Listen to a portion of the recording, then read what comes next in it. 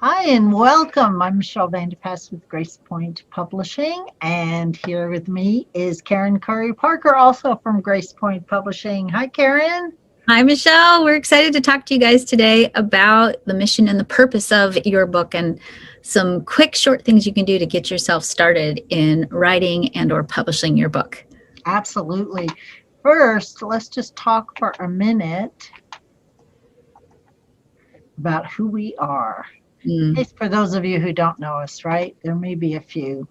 I'm Michelle. I'm Karen. Okay.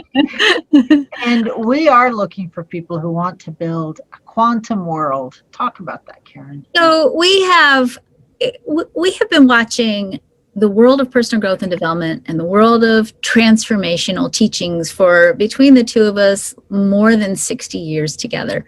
We have both been in publishing for that same amount of time. I started my first publishing company when I was 20. I think you started yours somewhere around that same time, Michelle.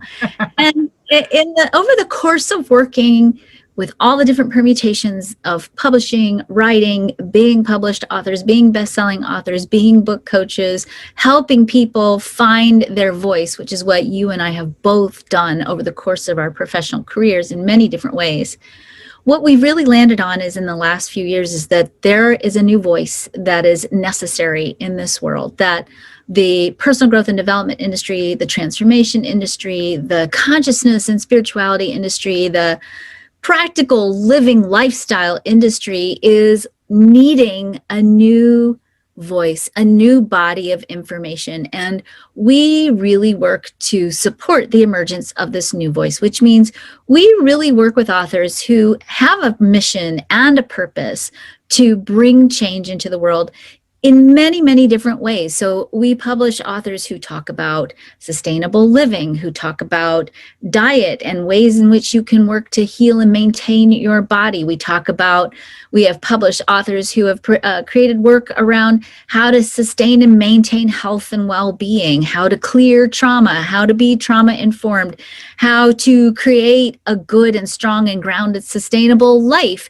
based on not only consciousness, but practices and rituals that you can implement on a daily basis to help you deepen your connection to the earth and to be practical in how you manifest in the world.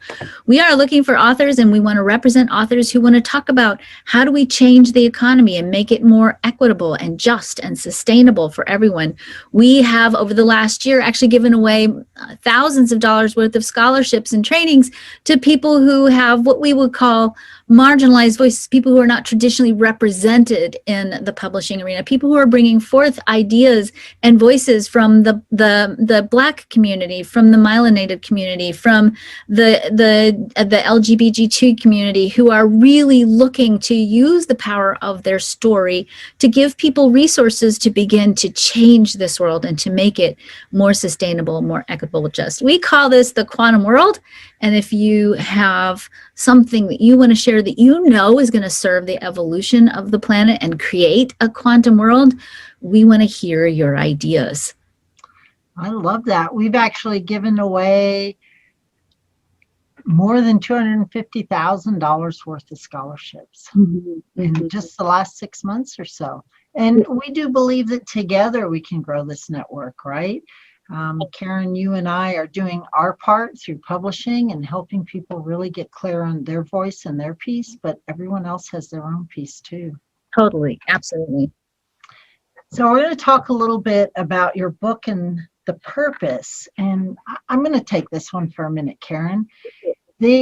Your book has to have a purpose in and of itself, right? So part of the purpose of the book might be to help you share your voice, your mission, to help you leave a legacy, to help you get more exposure. But it also is here to help you connect with potential readers and in an audiobook listeners and in a video book watchers, right? We publish all kinds of ways. But the book has its own purpose. So your purpose might be to really fulfill your destiny of sharing your voice and mission. And the book's purpose is to connect with the people that need to hear that. And so as you are working on a structure for your book, you always want to think about, what is the purpose of the book? Is it really just to get people to come to my website? Is the purpose of the book to help elevate the author to a new place, to give the author more visibility? Is it a place to publish research? You know, Brene Brown, one of her first books was just about getting her research out there and getting feedback. There's a lot of different reasons to publish a book. And if you can tune into that a little bit, it will help you structure the book in such a way that there's a clear message. There's a clear reason to write the book. You may have more than one book in you, but start with this one. Just ask. You can ask your book, are you the book that I'm here, that I'm called to write right now? Many people have more than one book in them. Just ask. Just tune in and ask your intuitive self, which book is the next book? Which book is the book I'm here to write right now? And what is the purpose of that book to help me, my voice, my mission, my purpose, and how will the book do that? Mm-hmm. Mm-hmm. So you might want to write a book if you want to build your audience, you're in business, and you're a speaker coach, you want to build a solid foundation of new people, you have something to sell, right? A book is a great way to get that out. If you have an inspirational message or a story, and you can use a book for all kinds of ways in business too, to generate leads, to send people to your website. I've even known people who've used a book as an expanded business card, really a long sales letter. That's okay as long as you know that's what you're doing and you set up the book that way. There's nothing more frustrating than thinking you're here to do an inspirational story and then it turns out to be a sales letter or vice versa. Just be clear on the intention so the book flows. It'll also give you more credibility and visibility in your field. And you can use a book to give away as a bonus to clients, right? You can do all kinds of things, and it will definitely elevate your authority in the marketplace. I also want to add one thing too. One of the things that I use my books for in my practice is I give it to clients to help me or to keep me from having to repeat the things that I say to every single client. So if I'm telling, if I have a set of information that every client gets, when I can just hand them a book, it allows me to actually be more present to my clients because I'm not doing basic teaching. They already have that information ahead of time. And so when we do sessions together, we can actually dive in and go deep much faster. I'm so glad you brought that up, because we also have clients who've created courses from their book or taken their course and we've created a book from that. And so, yeah. And one of the things that we do that we love to help people with is to repurpose all that material, because we know that, Stephen King is an aberration. Most people are not going to make, they're living from their book, but there's a way to use your book to really tap into your income stream and to increase your impact. And we've actually been developing different ways that we can add multimedia to your book so that your book becomes this multimedia sort of interactive program, if you will, or process for your readers, and they get to engage with you and really connect with you in many different ways, not, beyond just the words on the page. Right. Book, like we talked about earlier, a lot of ways to publish material. So talk about the writer's purpose, the author's purpose. Well, this is a really, a beautiful piece, because I really think that as the writer, your purpose is to serve as the steward for the inspiration. You are here to embody, if you will, an idea and transmit it. And, I think that if we can start as writers and authors, begin to take the role of being here to basically be a scribe for the divine muse and really serve that inspiration and see that our purpose is to serve that inspiration. First of all, it makes it a lot easier to serve from that place. And it takes all of our ego and our not enoughness and all that other stuff that sometimes gets kicked up in the writing process out of the way, because it's not you have to get it right, or you have to be the first one, or it's you serving an inspirational flow. And if you can stay in alignment with that flow, it really lets you be in the flow of that writing, whatever it might be, whether it's your story, whether it's your life experiences, whether it's something you want to share, information you want to share, even literally research data, because even by creating the data or discovering the data or interpreting the data, we're also serving, I think, the voice of the muse or the voice of creative inspiration that works through us to keep evolving the world of information so that we can have a different foundation upon which to build something better on this planet. Beautiful. What about a why? Well, I think this is probably a place where you and I are very different from a lot of people, because a lot of times, people, book coaches, authors, publishers, they'll tell you, well, you can't write your book till you know your why. You got to know why you're doing it. You got to know. And, it would be nice. Know your why. Don't take it. Right. It would be nice if inspiration was delivered like that, right? Here's your why. This is the instruction manual that goes with it. This is your purpose in the grand scheme of the cosmos. And the truth is, sometimes we don't know why. We just have a call and we feel it and we don't know the bigger purpose of it. And that's okay. You don't have to wait until you know the why. You don't have to wait until the bigger picture reveals itself. It probably will along the way. I mean, honestly, I don't think I've ever worked with an author where at the end they're like, I don't really know why I did this, but there's you don't have to have that piece on the front end. Just heed the call and follow the call and see what happens. See what happens. We're going to talk about that some more. All right. So how do you set yourself up for success? Because one of the things I hear is I published a book a few years ago, sold a few copies on Amazon, and then right? Went into the Amazon void, the dark hole. I think the first thing is to really be clear about what your story is and how it's going to inspire and help others. So in order for your book to be a success, it's just like writing sales copy or running a business. You have to think about what's in it for the reader. Mm-hmm. It's about you and it may be your story or what you're teaching, but what is the reader going to get? What is it that you want the reader to walk away with? Maybe a feeling, it may be a call to action, it may be inspired, but keep your reader in your mind's eye the whole time. And that's how you're really going to set up for success, by thinking about your reader more than, oh my gosh, I'm such a terrible writer. I don't like this. This first draft sucks. I'm going to throw all this away. I can't possibly show this to my editor or coach, right? We get all this live stuff in there. And so it's like what Karen was saying, think about serving. Think about following the flow of inspiration. Stay in that place to set yourself up for success. Yeah. I always tell my clients, here's your mantra. When you're feeling nervous, focus on the service. I like that. Yeah. So who needs your book, Karen?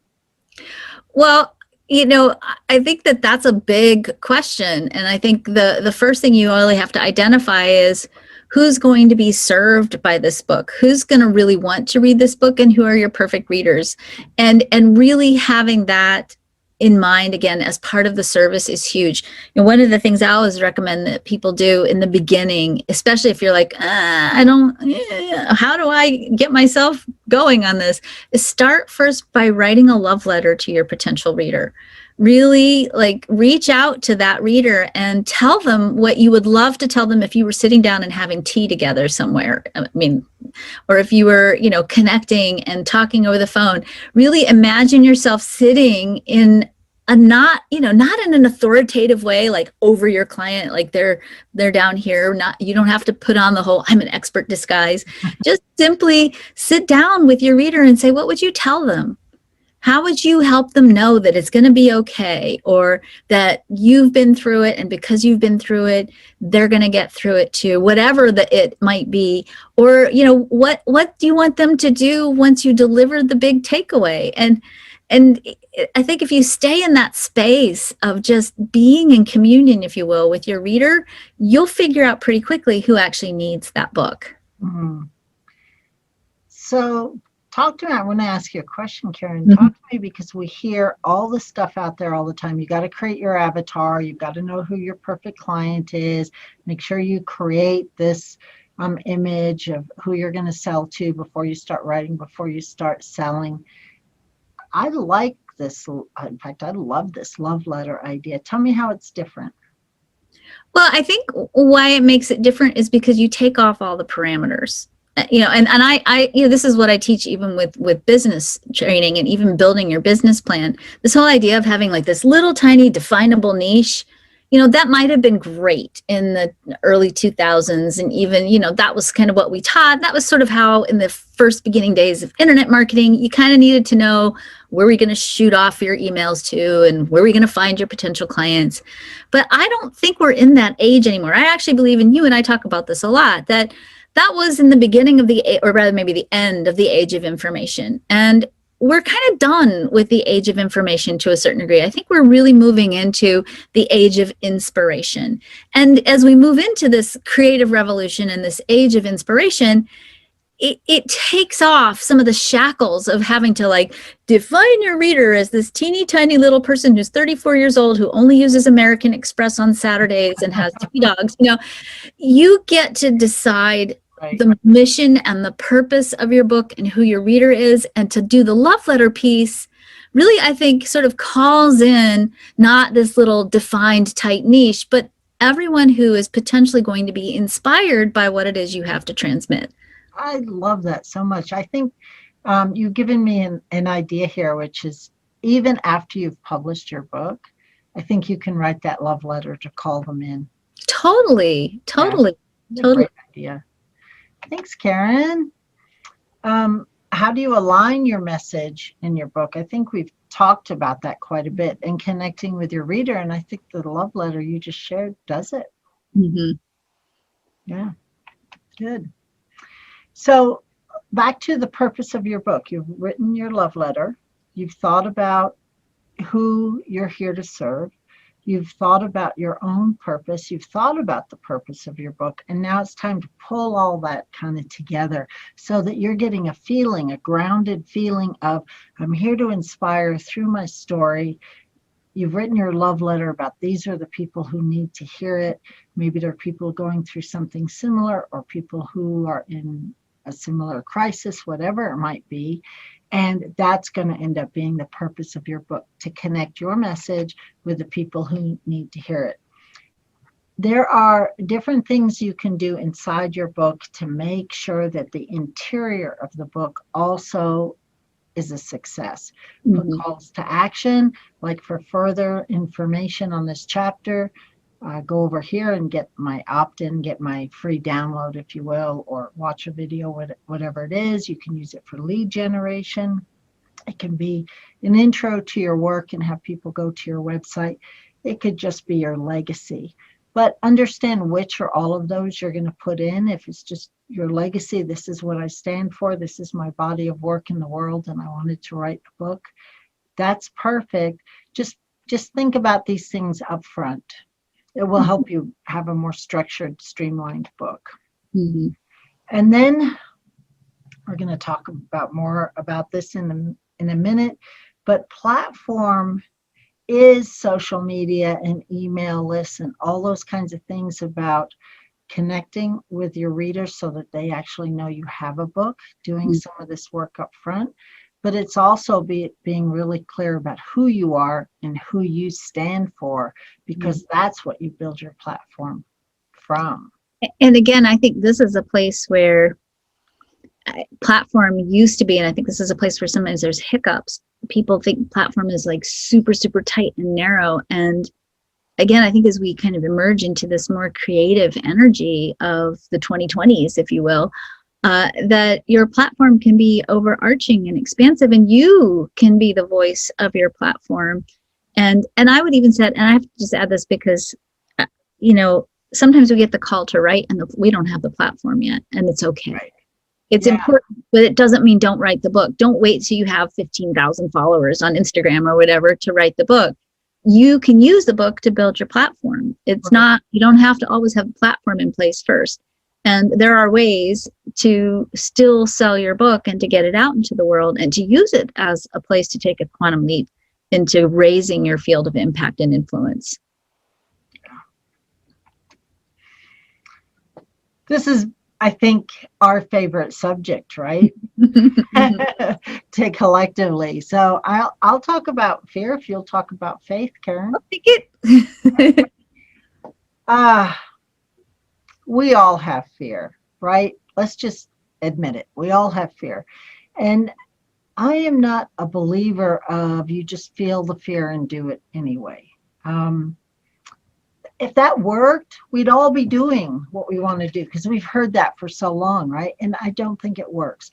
I think when we can tune in to our fear, and let's start by saying we don't always recognize that it's fear. It shows up as avoidance. It shows up as blocks. It shows up as procrastination. It shows up as eating chocolate.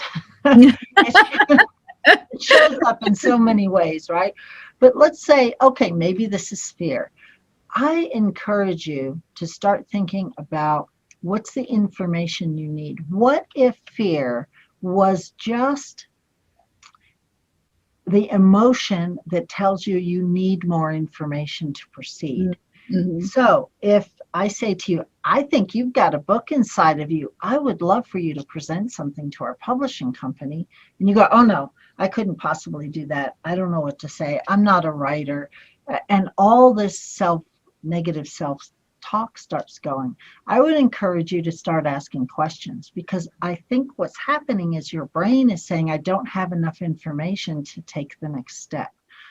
So if you said to me, well, I'm not a writer, I can't possibly write, I will say, we're going to help you get the information that's in that cool brain and heart of yours, and we'll work with editors to turn it into polished writing. Mm-hmm. Then you might say, oh, okay, maybe I could do that. If you say, well, I don't know what to say, I'd say, well, let's talk through what you really believe in the world. And then maybe you will know what to say. And you're like, okay. And if you just ask questions, when you start getting answers, it starts calming the brain down so that you can move forward. So when you ever have a trigger like chocolate or negative self-talk or avoidance or procrastination or any of those things, ask yourself if you just need more information before you can take a step. Sometimes you may not have that information right away, but if you are aware of it, that information will come to you and you stay open and start asking questions. The information will come and you will have enough confidence to be able to move through the fear without just feel the fear and do it anyway, right? Right. Sometimes fear is just an adrenaline rush. It's excitement, right? I've told the story about going on TEDx stage, and the night before, I'm like, I'm not doing this. I'm not getting on the stage. Somebody just call in sick. I can't possibly, like all the fear was coming up. And then by the next morning, it was like I still felt that way, but it had turned into adrenaline rushes and excitement. So it changed a little bit. Mm-hmm.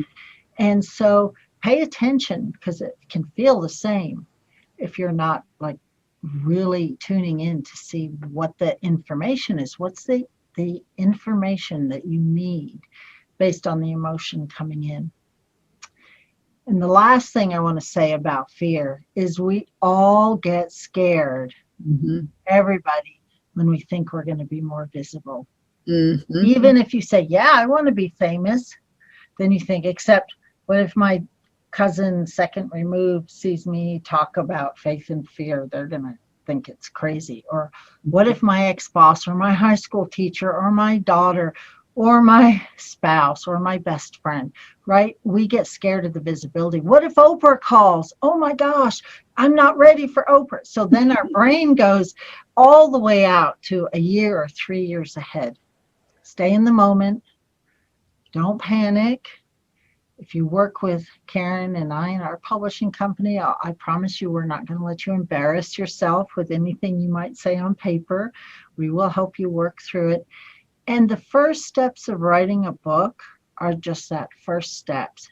Anything that you write today may or may not end up in the book. But what happens is we start writing and we think, well, my mother can't read that. And we stop writing. Mm-hmm. And I'm inviting you to not worry about the visibility piece yet, because you don't know yet if it's going to end up in the book. Yep. Karen, talk about faith, because that's the flip of this. Well, so, faith is, I always think of faith as the anchor that calls you forward when the fear starts to take hold.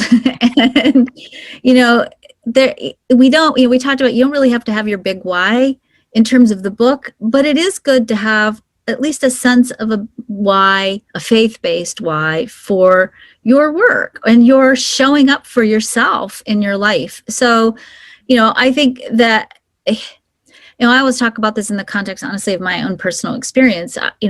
One of my best-selling books I wrote when my fifth daughter, I had a baby daughter that at 43, I was a full-time single parent with 4 teenagers at the time with this baby.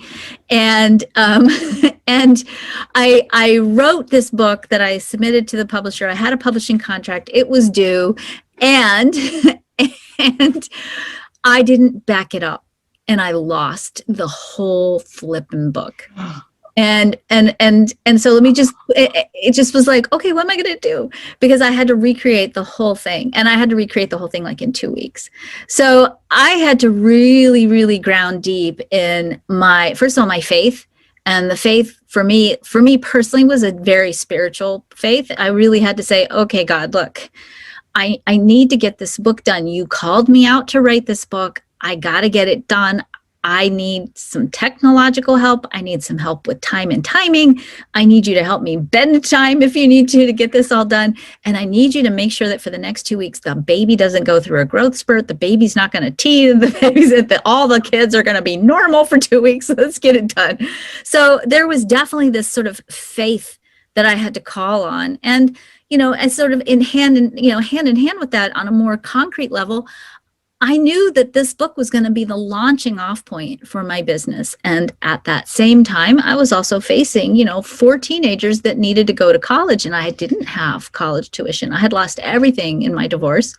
And, I had to have the faith that this work was going to catapult me forward, and that I grounded myself in the idea that I literally can't fail, because if I fail, I'm not just failing to write the book or rewrite the book at that time. I'm also letting my family down. And that's for me as a mother, as a full-time mother at that point, still a full-time mother, that was my purpose. And it was part of my purpose was to be a good mother and to have the support for those kids. So, in those moments when I was like, I can't do this, I gotta get some sleep. I gotta go to the grocery store and get some rotisserie chicken. I don't have time for this. I could fall back onto, you don't have the option to not do this. And that wasn't a pressurized way. It was just this is part of my purpose in the world, to serve these kids. And of course, for me, I also had a deep sense of purpose and mission around the material that I was actually sharing.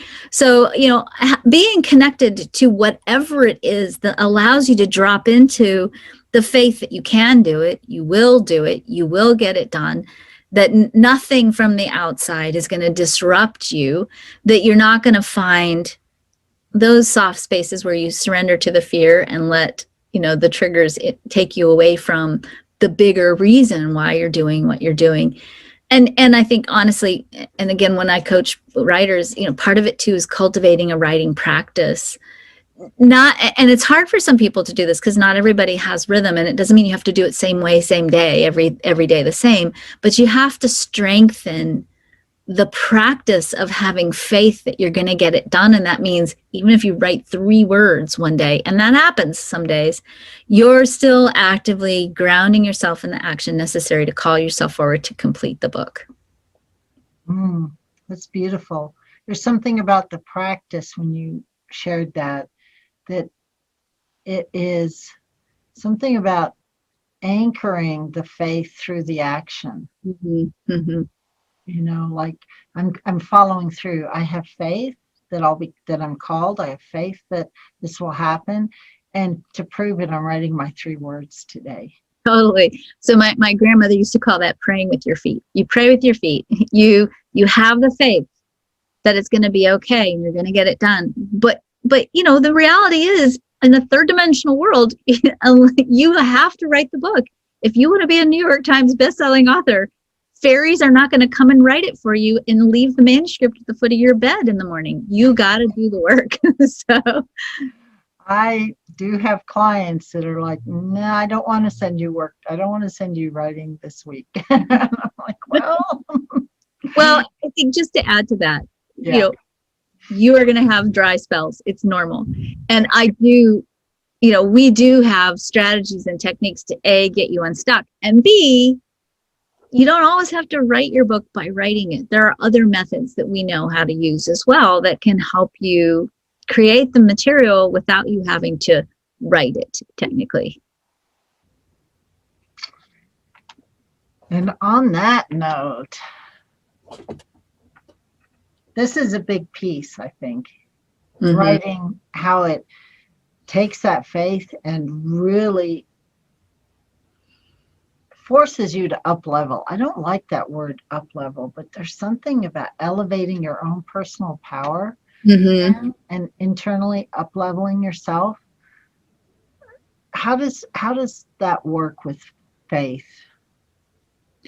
Well, I think first of all, when we get called, this is such an interesting and complex topic. When we get called to write a book, and I really do think we get called, right? It's that thing that wakes you up in the middle of the night. You're like, oh, I got to write this book, but I want to write this book. I'm scared to write this book. I don't know how to write it. You get called. The first thing that has to happen is you have to step into the idea that you're getting called because you have a unique and vital and irreplaceable role to play in the cosmic plan. And part of that role is to transmit that message. And a lot of times to get started in that process of crafting that book, you have to really heal your own self-worth, because that book might not happen without you. That message might not happen without you in the way that it needs to happen, the way you're being called to. And you really have to deal with your humility. And I use the word humility as a spectrum. I think a lot of times we think about humility and it's sort of like, I'm not worthy, I'm not worthy, I'm not worthy. And I think that's where we tend to go. But and that's certainly one facet of humility, but there's also the humility of knowing your right place. So humility and becoming humble with the process and consequently really up-leveling, as you say, means you really start to embrace no less than my place and no more than my space. It's not ego. You're not going to go into ego and be like, I did this book, but you're going to say that again. That's important. It's not ego. It's about standing in your right place and saying, this is my right place. This is my job to do this. And I honor it. And I'm going to nurture myself throughout this process. And I'm going to set boundaries around this process so that I am creating the time or the integration or the research or the time for my practice or the time to learn and grow, whatever it is, because you're valuable enough to give that to yourself, because you're the only one who can do this in the whole entire cosmos.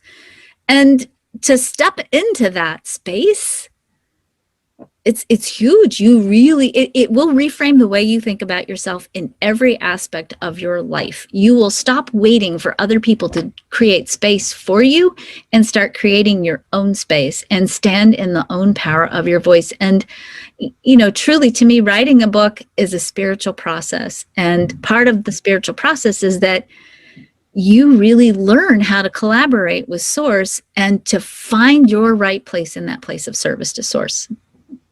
Yeah, and I think what we're talking about here and the next slide or two is all part of that, where you have to let go of expectations, both of yourself and other people.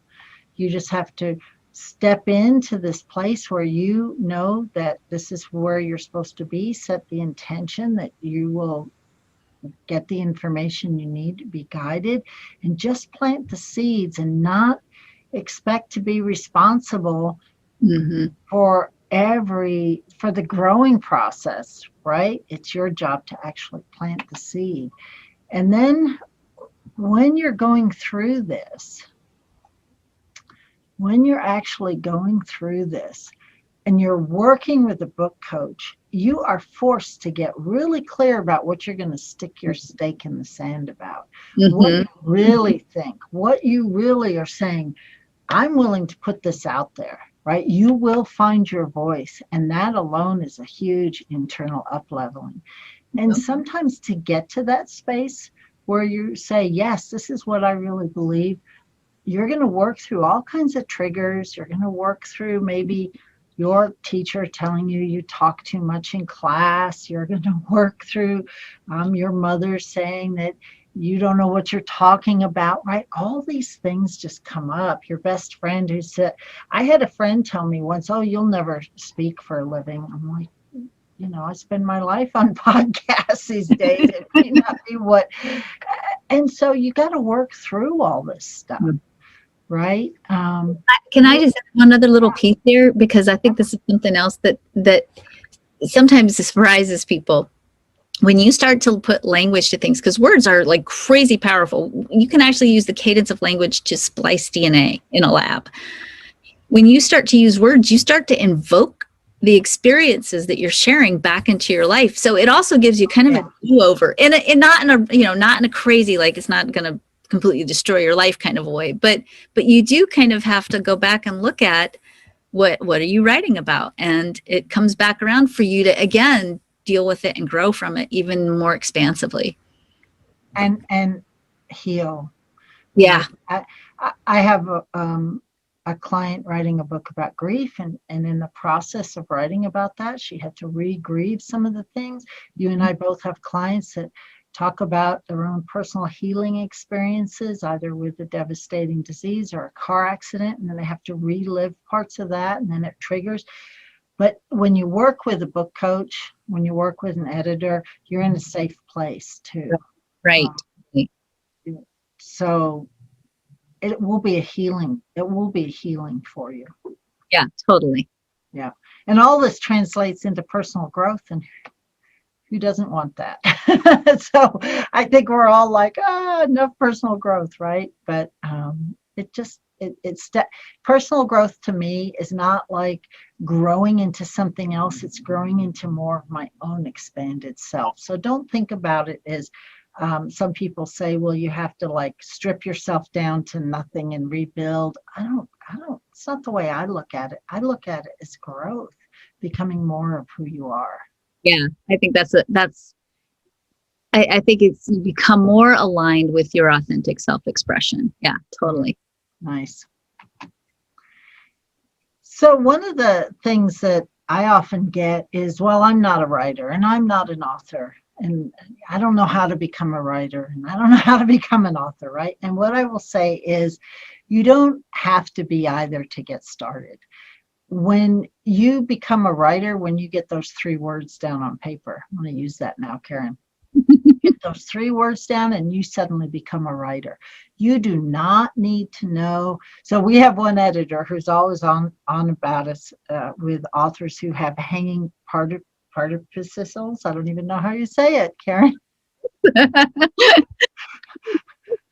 I don't even know what it is. So all these years, I've written 4 books, all these years in publishing, I still don't know what that is. She keeps trying to explain it to me, right? That's what editors for. You do not need to know how to unhang it. An editor will help you unhang it if you have one. You do not need to know all the different kinds of verbs and adverbs and feel like you're going back to middle school English. If you have those skills, does it help? Absolutely. Will it make you a better writer out of the gate? Absolutely. Might you pick up some new knowledge going through the editing process? Absolutely. But if you don't have it, don't let that stop you from getting started, because you will work with a really good editor to help polish your work. So those are just excuses. Plenty of books have been written by people who don't know how to spell, myself included, right? That's what spell check is for. You become an author as soon as you publish. So as soon as your book is published, you are you're an author when you write, but you're a published author as soon as it's published. And so in that space, as you grow, you suddenly become a writer and you suddenly become a published author. And so the only difference is you write after you get your 3 words on paper, and you're an author, a published author after you publish. And in the meantime, you just start. I love that. Yeah. And I think that's it. Just start. And I might even say, and don't edit yourself while you're writing. Yeah, don't edit. Yeah, don't judge.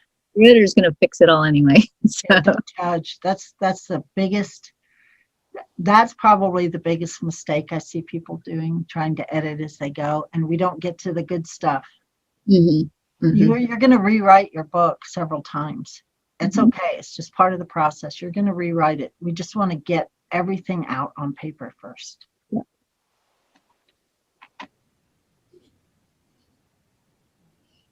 And having said all of that, make up your own rules, right, Karen? Totally. I want you to do that bouncing thing again. Totally. break the rules. You got to do it your way. And we're all going to do it differently. Some of you are going to do it in the traditional way, where you go to a writer's retreat for 2 weeks and you sit on the beach. We've had people who've done it that way. They make me jealous. Some of you are going to not write in order. Some of you are going to write half of it and record half of it and have it transcripted. Some of you are going to, there's so many permutations. You're going to find your own way as long as you stay in service to what you're doing. Nice. So I want to give some people something to really take away from this today. I'm sure that everyone will get some nuggets, but something concrete that you can go do to really anchor your book. And that is to write about 200 to 300 words of your back cover. And what that means is, if I walk into a bookstore and I pick up your book, I want to read something like, after reading this book, you will know the 3 things you must do to become totally enlightened in the next 24 hours. Or when you read this book, you will know exactly how to make $17 million before your 21st birthday, right? Whatever your message is, I want that on the back of the book. Is that going to end up on the back of the book? Probably not, because it hasn't been edited and polished and gone through this whole process we've been talking about. But what it will do is anchor really quickly and focus what the book's about. You can use up to about 300 words in there, and you can also write a couple of sentences about yourself, because that will go on the back cover as well. And what we like to see is, what is the reader going to get? What is my benefit if I read this book? What am I going to get out of it? I'm going to be inspired. I'm going to get knowledge.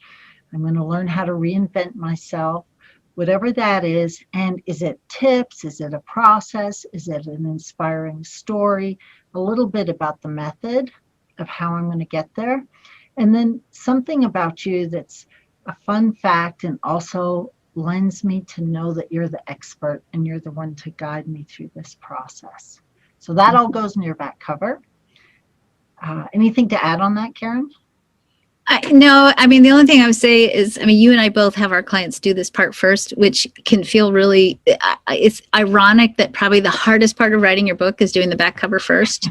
But it's such a great process of distilling down, again, the purpose of your book. And it's also, if you get stuck and hung up on it, go back to the love letter that you wrote to your client, because that helps you really, I think, clarify again if you get confused about what it is that you want to do. And I think the other point that I would just throw out here is that sometimes in the process of writing the back cover of the book, you realize that what you're actually writing is 5 books, and that you don't have to jam it all into one book. It's okay for you to do several books. You don't have to do all of them, but do the one that excites you the most first, and start there and keep working at it. Yeah. Nice. So now actually everyone has 2 pieces of homework, the love letter and the back cover. So what's next, Karen? So, one of the things that we like to do, because we really believe in supporting people who have big ideas, is we like to talk to you. If you have a book idea, you have an idea for something you want to share with the world, maybe you don't know if it can translate to a book, maybe you don't know if it's courses, you don't know what it is. If you have an idea, we want to hear from you. So call us. You can call, our phone number is right here on the slide. You can email us at publisher@gracepointpublishing.com. Let's talk, and let's talk about how we can best support you in getting your message and your inspiration out into the world so that you can serve that place in the cosmic plan, if you will, that only you can serve, and make that contribution to the world that you came here to do. Thank you, Karen. Want to add anything else? I don't. That's beautiful. Thank you, Michelle.